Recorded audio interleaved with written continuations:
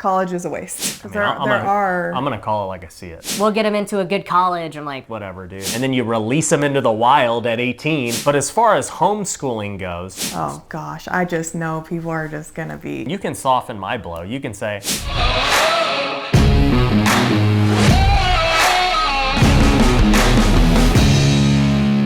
what's going on, everybody? Welcome to the Ryan and Mindy Show. Welcome back to the channel, guys. Today we're gonna be talking about kids and school.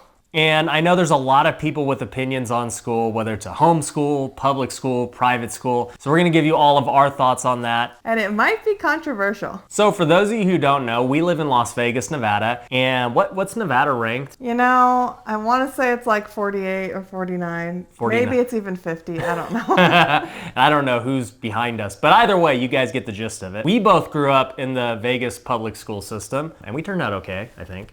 Okay, decent. We're doing all right. Apparently has gotten a lot worse since we were in school, which I find hard to believe, but okay. And I was actually a teacher at a public school that was in an at-risk area. So if anyone knows the system, I think I do. So between growing up here and going through the system and then having her teach in the system, and then you also went to UNLV for college, it's given us a pretty good idea of what we think of the system overall. You know, I went through public schools my whole life, never had any issues with it. I wouldn't say public school taught me everything I know. I think just growing up in a good home with the parents who love me and really push me to succeed and, you know, work hard. To me, that was more important than, you know, the days I was spending in school. But I'll even say on top of that, in school, I had a lot of really good friends. Many of my friends today are doctors, they're lawyers, you know, business partners. They're doing good things. So it wasn't just me like I was an anomaly or something like that. So it's hard for me when I look at these ratings to say, oh man, like everyone who goes to school in Las Vegas is doomed. Yeah, and I think it's pretty much the same for me. I wasn't as good at school as he was, but I like to think I was pretty smart. But like he said, I don't know if that's the education system or my parents just pushing me. To add on top of that, it's not like everyone at school does good in any place. You know, I had a lot of kids I knew in school who are doing nothing. When I went to middle school, it was an at-risk middle school, and there was a lot of kids who just came from really bad homes, and in turn, they took it into school. And for me, just observing it as a student, I personally believe it's more so the home life that causes a student to do good or do bad. Yeah, and I think as a teacher, you know, I saw exactly what he's explaining. I coached dance and middle school cheer. I saw the same things where, you know, some parents were really involved and other parents, I had no idea who they were. So I think first and foremost,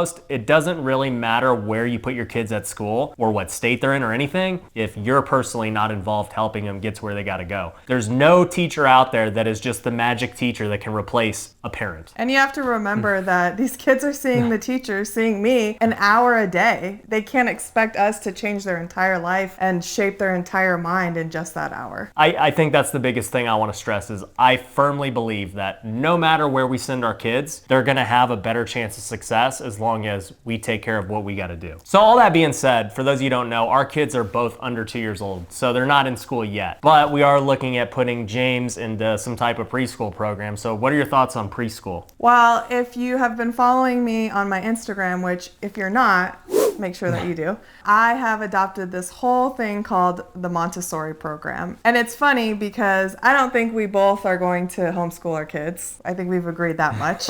He most certainly doesn't have the patience, and I feel like I have a lot of patience, but not for my own kids. So anyways, this whole Montessori program is just really about teaching the child how to think and how to problem solve. And we're looking to sending James into some kind of Montessori program school. I'm kind of open to everything, and when she wanted to do the Montessori thing, I said, you know, I'm fine with it. It doesn't matter to me. Like, if it's gonna help him learn, that's good. But as far as homeschooling goes, I feel two different ways about it. The first way is that, yes, if I had the time and the patience, then yeah, I'm gonna be a better teacher. 100%, I don't care what anyone says. I just feel like I'll be able to teach my kids the best things they need to know. I'll teach them about business, I'll teach them about faith, I'll teach them about everything that I deem important, which is better than school where they're gonna teach you just stuff that they've been teaching for 50 years that has no applicable action in the the real world. But the downside to that is, number one, you have to do it, which everyone during the pandemic is seeing how difficult that really is.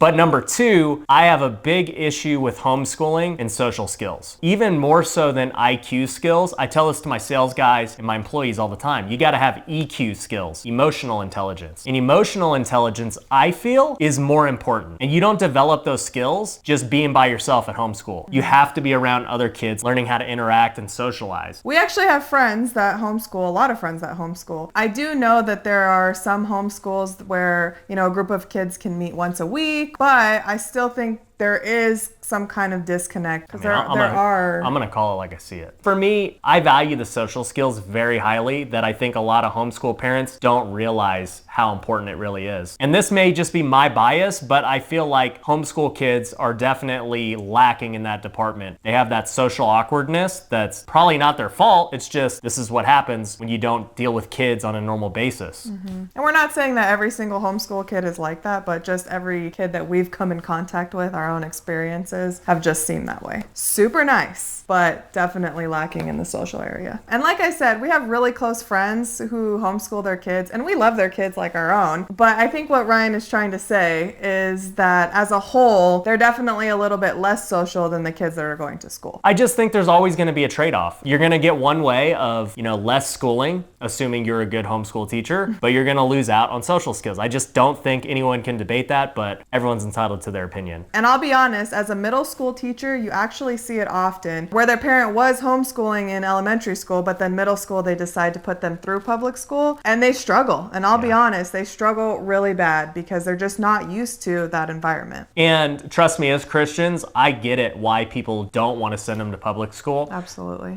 Just with what public school teaches on evolution and all these other things, and then just all the different temptations with kids doing all this stuff that, especially nowadays, it's getting way crazier. But at the same time, my feeling is that you cannot just shield your kids and try and protect them from all these dangers of the world. Like, the world is a dangerous place. Like, the world's a risky place. And if you guard them forever and then you release them into the wild at 18, of course, all your worst fears are going to happen. They're going to fail and they're not going to be successful. Yeah, so I would rather them, get knocked to the ground and me be able to still do something about it while they're young versus them get really beat up in college and then go off the rails. We both truly believe it starts at home, and we've seen it going through the public system, and I've seen it as a teacher, and that's just our core value is that if the parents aren't there, that's where the kid starts trailing off. All right, so you guys get our opinion on homeschool. Please don't roast us in the comments. Roast us in the comments. I don't really care. Don't be mean. I go and read all the comments, and when people say one bad thing about a video, it's just like that saying, one bad comment outweighs 100 good ones. Yeah, you guys can hate. It don't matter to me. But what do you think about them, as they get older in elementary, middle, high school? Like, what do you think, public or private? I think at the beginning, we both were like, public school all the way. We turned out great, we'll help them out type deal. But there's so many good private schools. There's so many good Christian schools that I've been thinking about sending them to. I think I need to do a little bit more research, but I'm open to just wherever the cards fall at this point. Yeah, and that's kind of the way I've thought about it. I look at everything in many different lights, especially when they get to high school, right? I'm an athlete, so sports are a big deal, but they're not going to be the number one thing. It's so far away. I mean, my kids might not even play sports. They're so young. I don't know. Yeah. If it's going to be a private school, obviously it's got to be a Christian school. How good is their education? I don't know. I think everything's hearsay when it comes to private school education. Like, I heard they're good. Whatever. Like, I don't. But they're not in the classroom teaching. Like, they don't know if the teacher's really that good. We'll get him into a good college. I'm like, whatever, dude. Oh, wait till you hear what he thinks about college. You guys already know. I'm not super concerned about, how great their education is compared to the other private school. I think it's all just marketing, which is fine. I'm a marketer, I get it. But,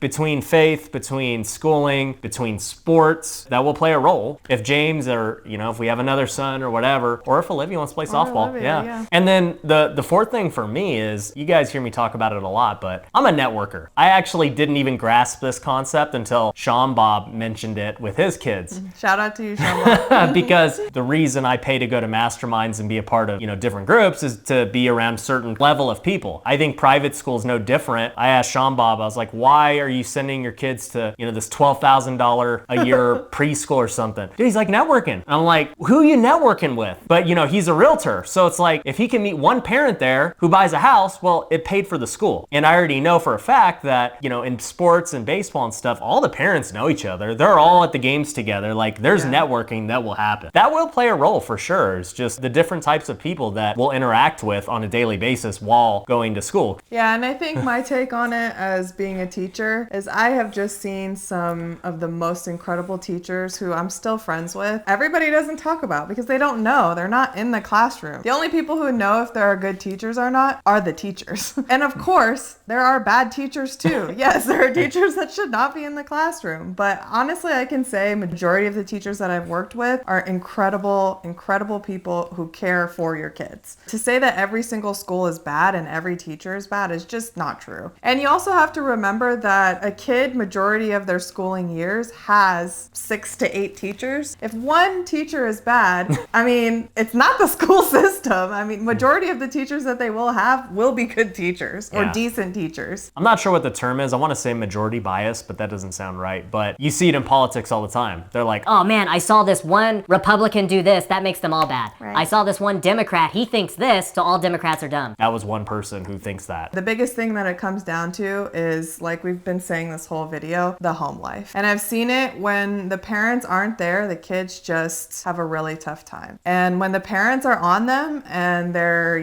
emailing me, maybe sometimes too much, the kid is thriving, They are being pushed because they just know that their parents are there in the back of their mind. It makes a world of difference when you're involved and when you're not. That's in literally all aspects of life. Like our business, the reason we're successful is because we have people on top of each other all the time, making sure they're doing what they're supposed to do. Working out, we have a trainer making sure we're supposed to do what we're doing. You need accountability, and a kid for sure needs accountability. And if not more. Yeah, way more. And if they're not getting it at home, it's not the school. It's you, the parent. Exactly. Finally, what are your thoughts on college?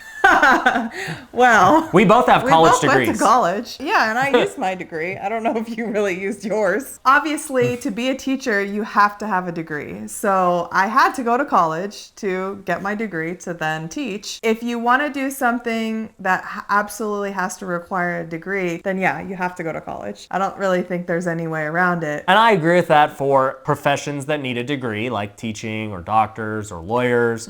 If you're getting a business degree, I think you're wasting your money. I will say the way that teachers do it is really stupid, because for you to get a raise, it has nothing to do with your performance as a teacher. Yeah, and we've talked about this all the time. I mean, I was one of the higher performing teachers, but that didn't make, my salary go up or less. No, you have to go back to school to get a raise, but it had nothing to do with how good of a teacher you were. We both are on the same page as far as, majority of the time, college is a waste. I feel so strongly that it's a waste that I ain't saving money for college. James or Olivia, if they want to go to college, they better go get a scholarship, because I ain't paying for it. Now, that being said, if they get a scholarship and they're doing good, I have no problem supporting them. If they still want to live here, or if they go move for college out of state and, we're paying their apartment stuff, I'm down with that. But if they're just going to college because they want to chill, get the experience, that's cool. I got no problem having a college experience. I learned a lot in college. I grew up, I felt like I became, much more mature going to college. Yeah, I wouldn't say I became a man. I think I turned from a boy to like a tween boy.